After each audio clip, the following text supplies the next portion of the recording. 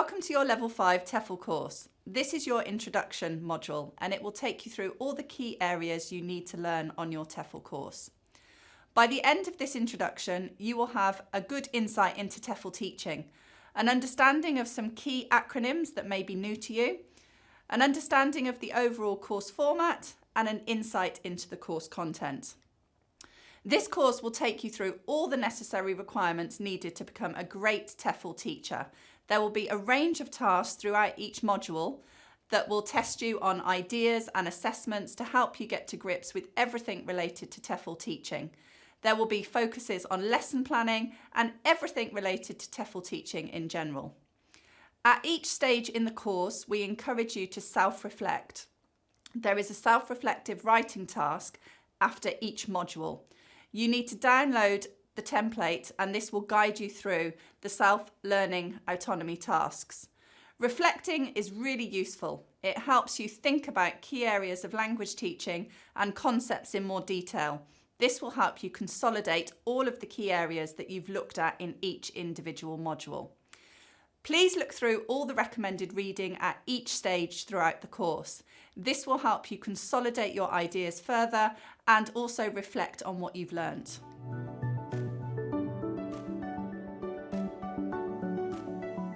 So, why TEFL? So, what are the benefits of a TEFL qualification? First and foremost, you will meet people from all around the world. It's a great way to travel, a great addition to your CV. It provides opportunities for a global career. It will help you have a better understanding of key areas of language you may not have thought about before, such as grammar and phonology. And last but not least, it provides a really rewarding job. Okay, let's now focus on some acronyms you may come across during your TEFL course and in general in the world of English language teaching. There are many, so it's useful in this introduction module to look through them so you understand them. So the first one is TEFL, Teaching English as a Foreign Language. And this is just talking about teaching English as a foreign language. You may hear it on courses in England and around the world. ESOL. So what does it stand for and what does it mean? ESOL is talking about English as a second or other language. And you may hear this in colleges throughout the UK that offer courses to people who are studying and living here. ESP. So what does it stand for and what does it mean? This is English for specific purposes. And this can be a number of areas in English. It could be banking, oil and gas, English for accountancy, English for travel and tourism. So it also shows you how versatile TEFL is. You can go off into different areas of teaching English much more specifically. Then we move on to EAL, and this is English as an additional language. You will often hear this abroad to talk about English as an additional language, or perhaps in the UK in primary and secondary settings where there are a high number of non-native speakers who are learning English as an additional language. Then we move on to EAP. So what does this one mean and what does it stand for? This is English for academic purposes, and generally this is used within universities around the world and in the UK. So every year, thousands of students come to England and study undergraduate and postgraduate degrees. They are often required to have a certain level of English before they start their courses. And you will hear many courses that are often called pre-sessional courses. And on these courses, there is key target language, which is academic English. And this will focus purely on items like writing an essay, looking at much more formal language rather than informal language. Then we move on to EFL. So similar to the first one we looked at with TEFL, teaching English as a foreign language, EFL, we've removed the T and we have English as a foreign language, another acronym you may hear. Then we move on to ESL. So what does this one mean and what does it stand for? This is English as a second language. This is often used and perhaps more so in the American market. And the last one is ELT, and this is English Language Teaching. So, review, revise, and have a look through these acronyms. You will hear them differently depending on whether you're reading a book or looking on a website, so it's really good to familiarise yourself with them. Okay, the TEFL teaching environment. So most schools around the world offer teaching English from a really young age. And in fact, some schools will offer English before the students start studying their own native language. This can be in many different areas, often private language schools. So perhaps a child is 4 years old, they haven't started formal education in their own language, and they're attending English classes. And this shows us how important English is all around the world. In many schools and colleges around the world, what they do now is look at CLIL, which is Content Language Integrated Learning. And this is trying to integrate English into other subjects. So for example, in geography or history or maths. And again, this shows how important English is to non-natives studying abroad. Colleges and universities are another environment you will always find TEFL teaching in some form. As we said before, ESOL, is English for second or other languages, is very common in a college. And universities, the acronym we used was EAP, so English for Academic Purposes. Another typical environment is business in company training. So perhaps you may get your TEFL certificate and go and teach in a business and teach various levels throughout the business. This could be somebody who's a senior manager, somebody who works in accountancy, or somebody who works in marketing. And often what you do is attend maybe 2 hours per week and give English lessons on site. So this is another typical TEFL teaching environment. Private one-to-one classes are very, very common. So you may find yourself with a group of students that you teach on a one-to-one basis throughout the week, and you can schedule your own timetable. And lastly, we've got virtual classes. So this is classes on a platform such as Skype or Zoom, and you're doing online classes with students all around the world. So this is the benefit of TEFL teaching. If you're doing virtual classes, you can teach somebody in Japan, somebody in China, from your home here in the UK. One thing to mention about TEFL, because it's one of the biggest markets, is the summer school market. So generally, hundreds and thousands of teenagers from all around the world will come to the UK during the summer to learn English. And this is a really good way to start your TEFL career. You will generally be teaching English in the morning and then perhaps taking the students on activities in the afternoon. So this could be teaching English in the morning and then visiting Buckingham Palace in the afternoon. So always look out for summer school teaching jobs. This is a great way to build your TEFL career and have some fun at the same time. The pre-sessional market is also another huge area in TEFL teaching. So as we said when we looked at EAP, English for Academic Purposes, many students from all around the world will come to British universities during the summer before they start their undergraduate and postgraduate degrees. And they will do very, very intensive courses where they learn a lot of academic English that will prepare them for their degrees ahead. Many cities in the UK, you will find private language schools. Some are chains and some are independent, and they offer a range of classes. It can be general English, one-to-one English, English in a group, English for specific purposes, so ESP, as we looked at before. And there are many of these colleges up and down the UK. As we said when we looked at acronyms, ESOL, so English as a second or other language. So most colleges in the UK will have either community classes for people living and working in the UK or courses within the college. The other aspect of TEFL teaching is exam preparation. So for many students all around the world, it's essential for them to have some kind of certification to say what their level of English is. So you may be asked to prepare your students for Cambridge exams, And some examples of these would be FCE, which is a first certificate in English, which is just above intermediate level.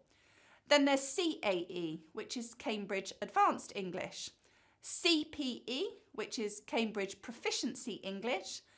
And perhaps one of the most common exams all around the world is IELTS, and this is International English Language Testing.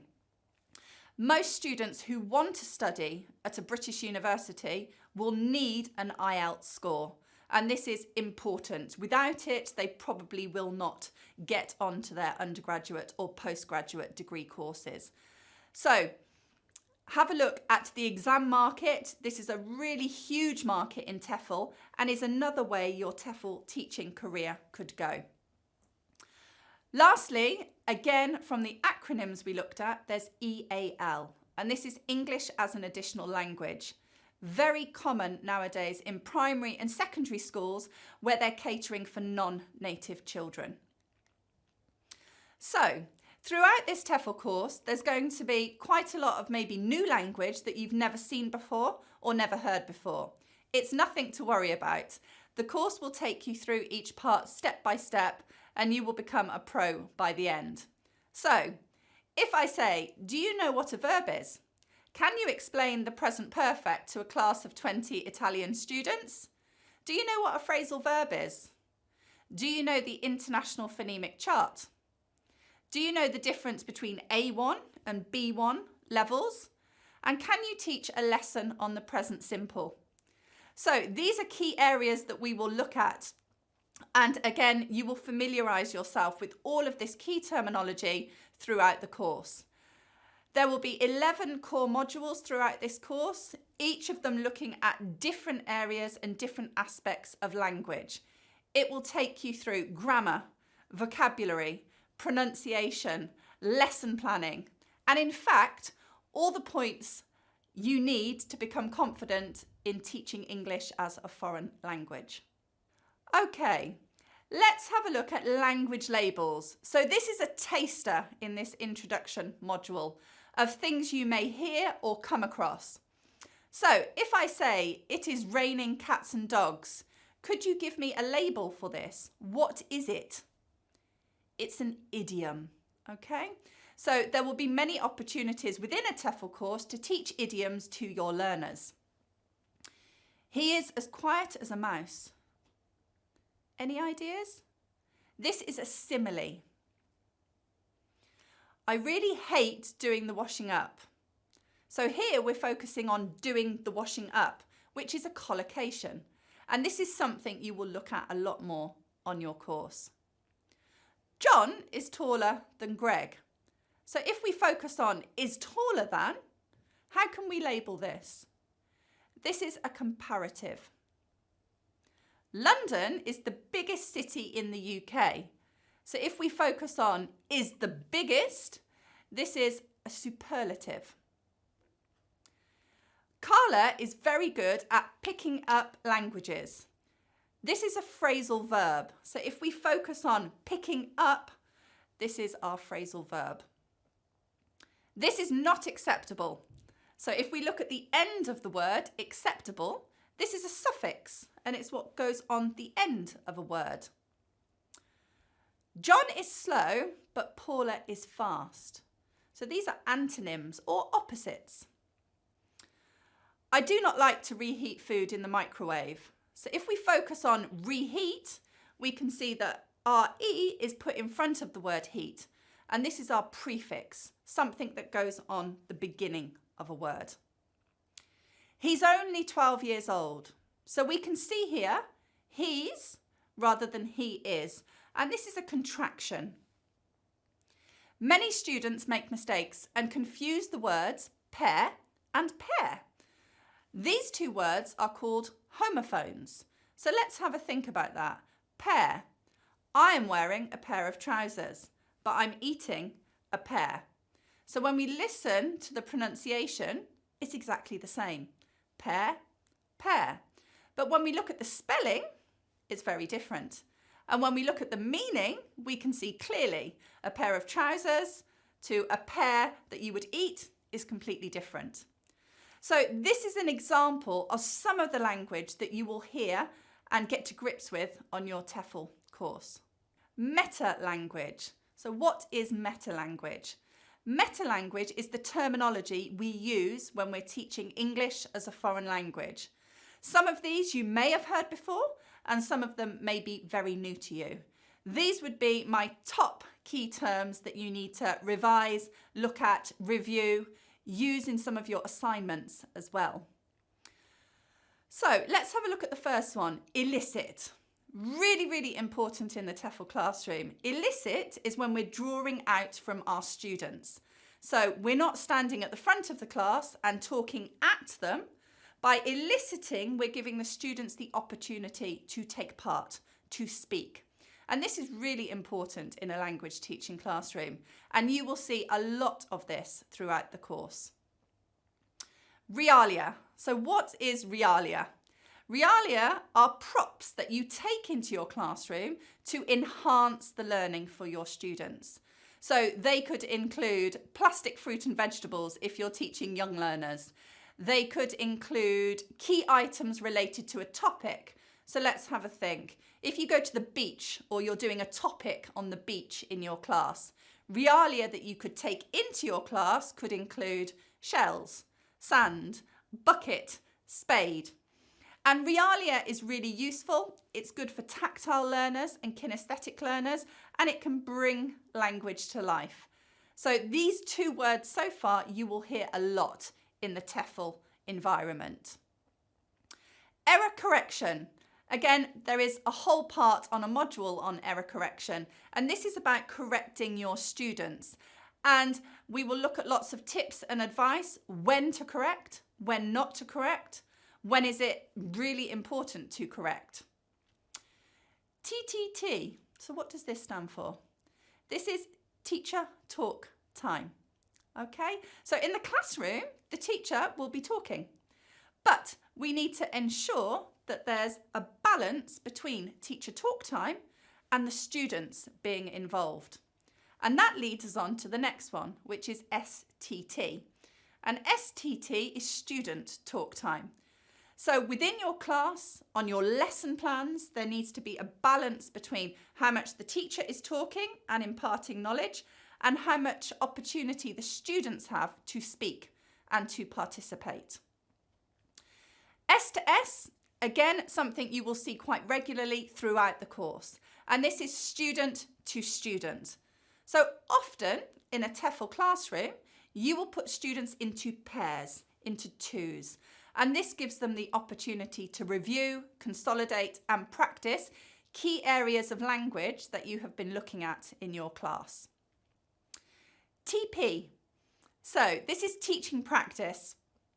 And obviously as new teachers, you will always have the opportunity to practice and demonstrate.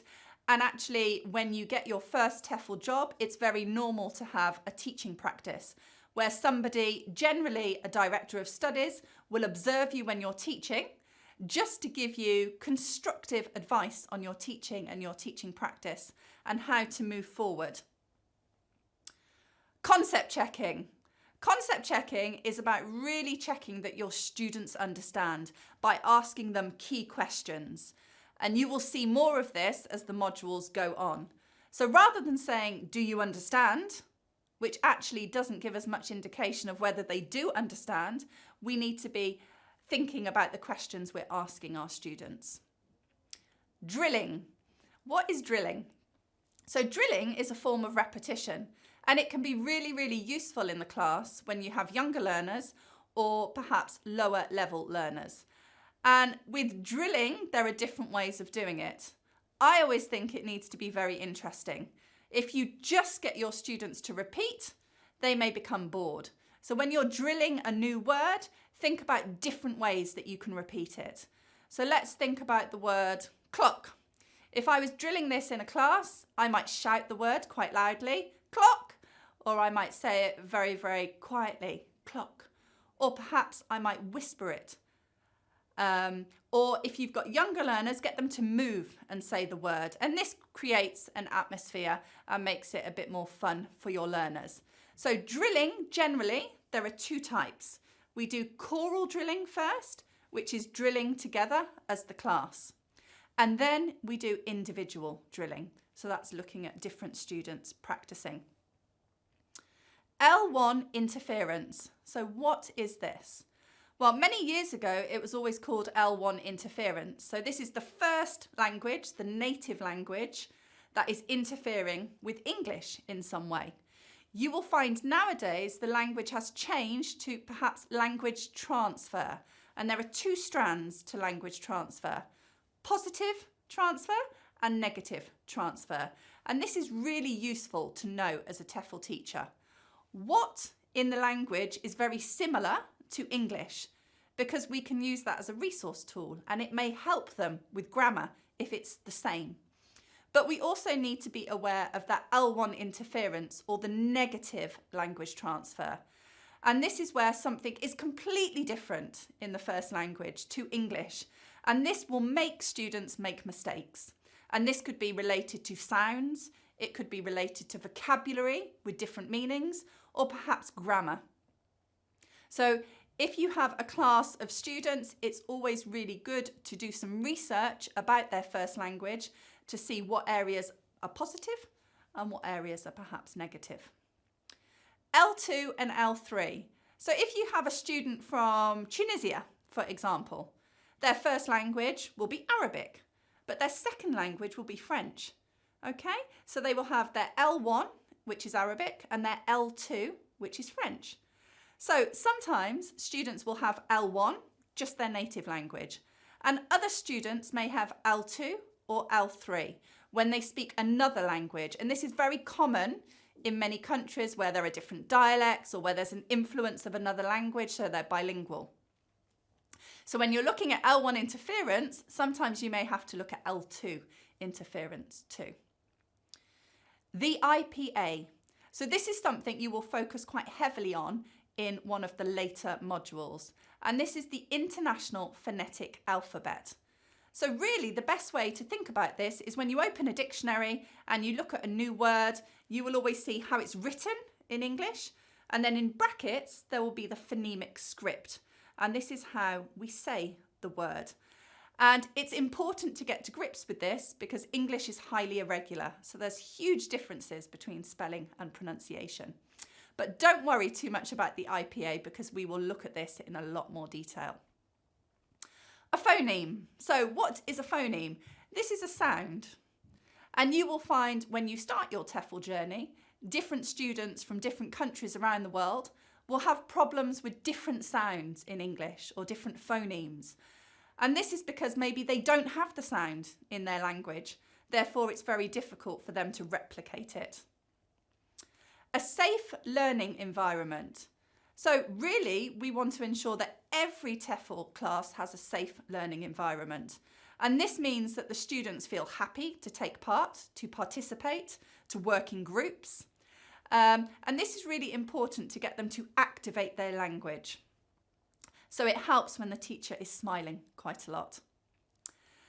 And then we have the CEFR. So the CEFR, again, you will see in more detail, is the Common European Framework. And this is a really good indicator of levels in English and what level your students are. So have a look and familiarise yourself with the CEFR, and it can really help you get to grips with what level your students are, what they can do, and what you need to do with them to increase their level of English. Icebreakers. So this is the introduction of your TEFL course. So a really good thing to look at is icebreakers. Really useful when you go into your class for the very first time. You don't know the students and they don't know you. So an icebreaker is some kind of game or activity to help relax the students, perhaps at the start of term or perhaps at the start of a lesson. So why do we use icebreakers? It's a really good way to make the students feel comfortable. And on the last slide, we spoke about a safe learning environment. So an icebreaker can help provide this. It can allow the students to get to know each other as much as possible and to get them speaking and doing something in the classroom. They're ideal to use when you have a new class, not just for the teachers, but for the students too. Often as a teacher, you get to know a lot about your students from an ice-breaking task. And this can be a useful tool in your lesson planning. What do you know about your students and how can you use that within your classes? So let's have a look at some of the top icebreakers that are played all around the world in teaching English as a foreign language classes. The first one is find someone who. And this is a really good way to get students talking to each other and moving. You can make it very easy for low-level students and you can make it really tricky for higher-level students. So it's very adaptable to each class and situation. So let's have a think. Find someone who has broken a bone. Find someone who has eaten snake, has travelled on a plane, or been on a cruise. So this is looking at life experiences and the students can find each other, talk to each other and get to know each other. If you've got low-level learners or perhaps younger learners, you could say find someone who is wearing blue, for example, or find someone who is wearing trainers, and then it makes it much, much easier. So a great activity because you can make it quite difficult or quite simple. Another great icebreaker to try in your class is a truth and a lie. So perhaps you as the teacher model, demonstrate, give examples of yourself. Have some sentences about yourself, perhaps 3 are true and 2 are lies, and see if the students can talk together and guess which ones are true and which ones are a lie. This can help engage classes at the beginning, and then it's a great way for the students to do the same thing. Give them a model about yourself and then ask them to make sentences about themselves, some that are true and some that are a lie. And again, with this icebreaker, you can make it quite simple or quite difficult. The snowball. So for anyone teaching teenagers or young learners, this is a great way to start a class. So use recyclable paper because we don't want to be wasting any paper. Take a small piece of paper and ask the students to write 3 things about themselves. And then they have to scrunch the paper up into what looks like a snowball. And they have to throw it. And this is fun because it's tactile and it's kinesthetic. Once they've thrown the snowball, they have to go and pick it up, somebody else's. Open up the paper and then try and find the person who wrote those particular words on the snowball. So this again is a fun way to start your class. And one of my favourites and one of my favourite resources in the class are Post-it notes. They are very versatile and you can use them for many different things. So Post-it note mingle could be you give half of the class a Post-it note with a name, half of the class a Post-it note with something different, and they have to go and match them up together. And this is quite useful. It gets them up and moving around. So Post-it notes are a really good resource to have in your TEFL toolkit. Okay, features of a successful lesson. So these are things to consider when we're talking about successful lessons in the classroom. So consider each point and think about it when you're lesson planning and when you're meeting your students for the first time. For the students, the lesson must be at the correct level. Really, really important. If it's too high, they will get lost. And if it's too low, perhaps they will get bored. Provide that safe learning environment. And a lot of that is you as the teacher. How do you present yourself in the classroom? Are you smiling or do you look quite serious? A smiling teacher is always going to provide a better learning environment. Try and be motivating with your students. Think about your body language, the activities that you're doing, the style of your students, and we will see a lot more of that in further modules. Make your lessons interesting and engaging. How can you make something fun? Can you play a video clip or play a game or do something a bit different? Provide a range of interactions. So at the beginning, we spoke about teacher talk time compared to student talk time. On your lesson plan, you should have a balance of interactions. So the teacher's talking, giving knowledge, giving instruction, but then the students are working together, perhaps in pairs or perhaps in larger groups. And a balance of interaction will make it more interesting for the students and give them the opportunity to speak and practice the language.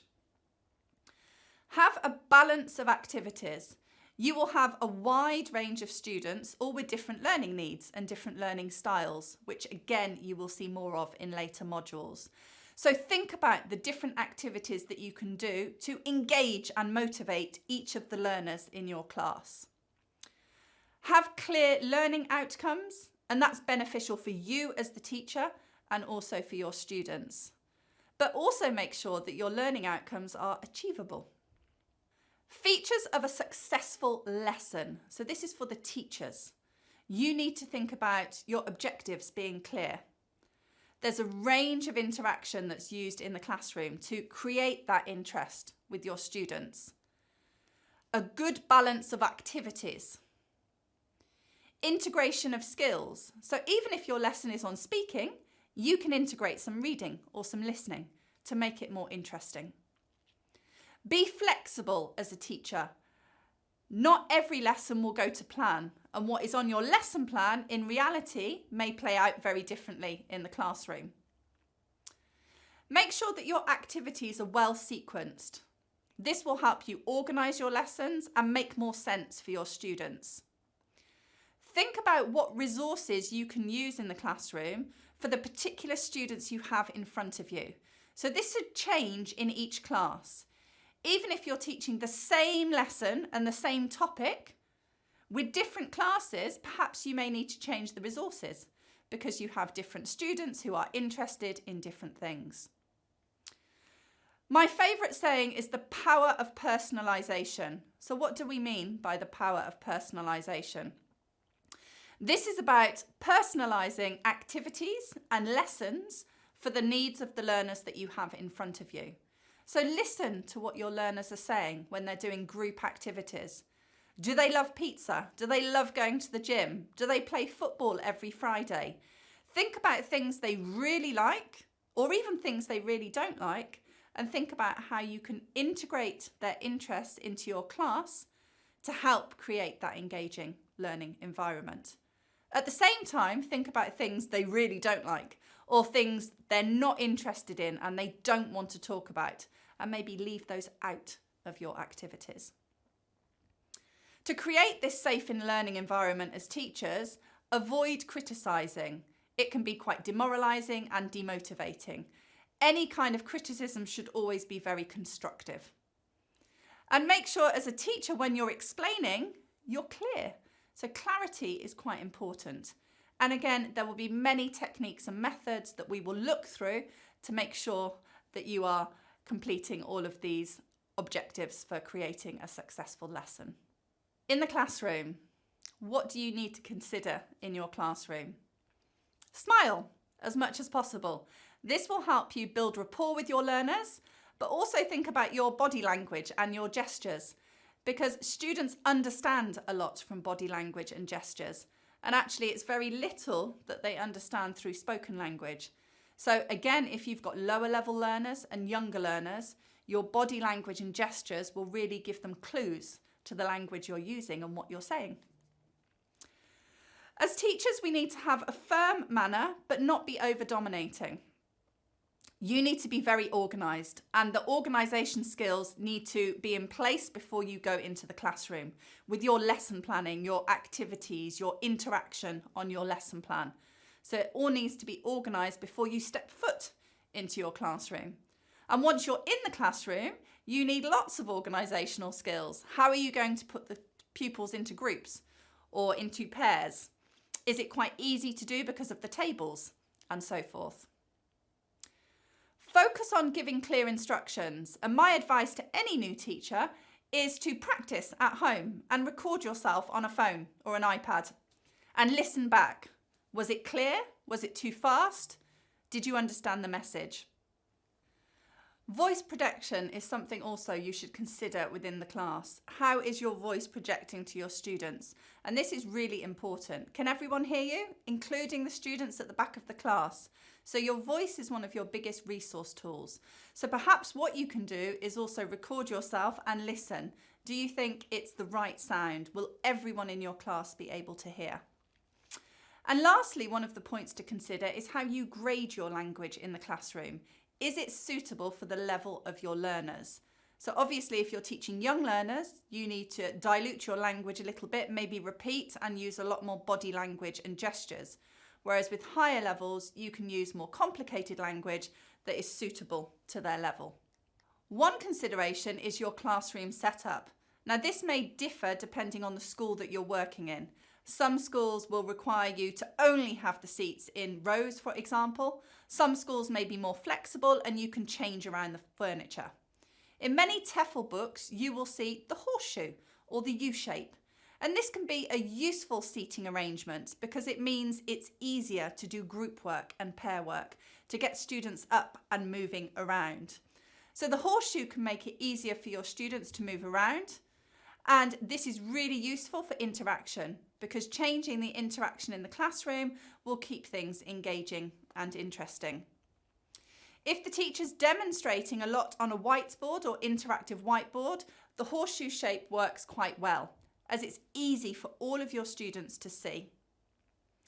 If the class are giving presentations, people can see and hear the presenter quite clearly. It's a really effective setup if you have higher level students and you're doing debates and discussions, and they can all hear very clearly and see the points of their peers. It may be also easier for the teacher to be involved and get everyone involved because they're closer, rather than the teacher being at the front and lots of students being at the back. Some students in traditional classroom setups like to hide away, out of the teacher's sight at the back of the class. They can't do this in a horseshoe or U-shape setup. And it's a hassle-free way of getting your students up. If you have rows in your classroom and you want your students to do pair and group work, it can be absolute chaos asking them to move. So the U-shape really helps this in your class. Levels of learners. So again, this is something you will see in a lot more detail throughout the modules, but it's worth looking at to give you an indication. So at the very beginning, we can start with starter students. This is presuming they know nothing in English at all. Then we move on to false beginner. So maybe they learnt English 10 years ago and they don't really remember very much, but they have a smattering of English. They may be able to answer a very simple question, for example, or remember a word. We then have elementary, which is used on the Common European Framework as A1. So quite a low level student. We then have A2 or pre-intermediate, and you will find different course books and different schools will refer to elementary or A1 or a combination of both of them. Don't get confused, it's exactly the same.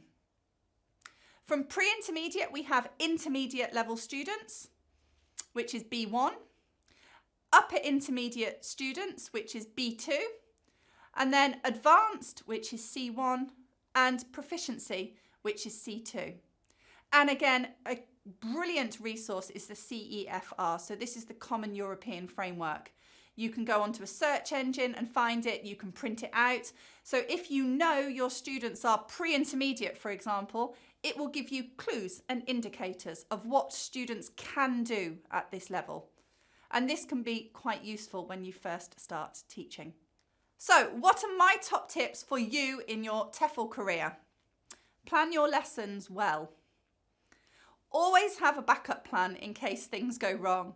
And actually sometimes maybe have plan B, C and D. Because again, in reality, when we're in the classroom compared to our lesson plan, there's lots of things that we need to take into consideration. Make picture boards. And this is something quite simple. It may be an A4 piece of paper with lots of coloured pictures on, or A3. Laminate them, and you can use them for so many different things. You can get the students to name the items, talk about the items, guess the items, describe the items, or even use them for writing. So I would suggest Start a teacher toolkit. Make a picture board related to topics. So key topics in TEFL: sports, the environment, pollution, animals, holidays, food, and have boards with pictures that are topic based. And then have a random selection of pictures on a board, and you could use these as prompts for writing or a speaking activity. And perhaps sometimes these can save your life when you're new to teaching, you finish before the end and you think, oh, what am I going to do? Take out a picture board, you can do speaking or writing or interaction work with the students.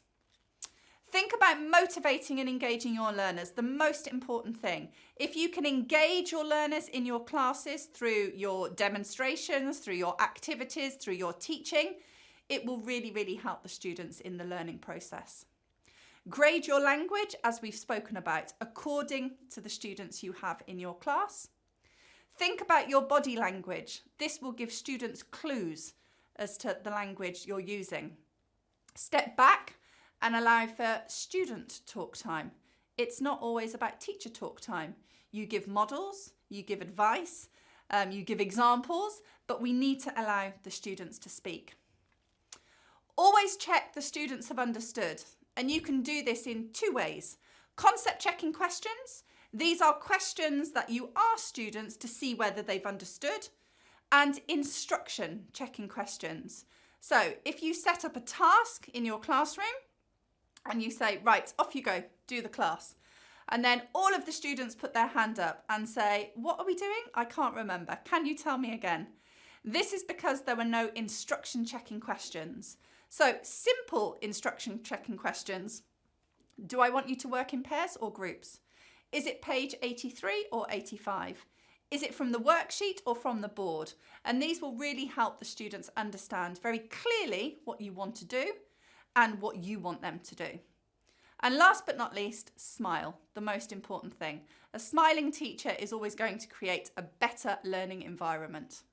And just a few useful resources to have. So these might be useful resources to create your TEFL toolkit, which I would recommend you do throughout the course. Think about ideas, concepts that we've looked at, and think how you can make an activity or a game or some kind of lesson plan and start to build a folder with resources. Post-it notes are a must. You can do so many different activities with them. You can do mingling activities where students move around the classroom to find their partner, match-up activities. You can have half of the class with words and half of the class with definitions, and they need to find the correct partner, or perhaps even question and answers. So on one post-it note, have how many brothers and sisters do you have? And the answer, 2. And then they need to think about the question and the type of answer. And it's a fun activity you can use at the beginning of the lesson or perhaps the end of the lesson. Visuals work wonders in the classroom. So have lots of different visuals that could be useful to start your lesson.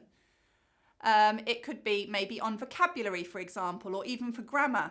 Or you could do a describe and draw activity. So one student has a picture and the other student needs to listen to the student describing the picture and their drawing. So visuals can be a fantastic way to set the scene of your lesson. Realia. So if you know you're going to be teaching younger learners, think about what realia, props, that you can take into your classroom to make it fun and engaging. Picture boards, as we said on the last slide. So think about making picture boards that are either A4 and A3 with different pictures that you can use to talk about, to describe, or even for writing activities, and put them into a teaching file. Story cubes. So these are like dice, but they have pictures on each side. And these can be a great end activity in your class. They can roll the story cube, whatever the picture is, they can describe it, they can talk about it, or perhaps they could write a sentence about it. So they're definitely in my teacher toolkit. And the last one are flashcards. Flashcards are generally associated with lower levels, but they can be used with any age and any level. They can be useful to start a lesson. They can be useful to end a lesson, to consolidate and review.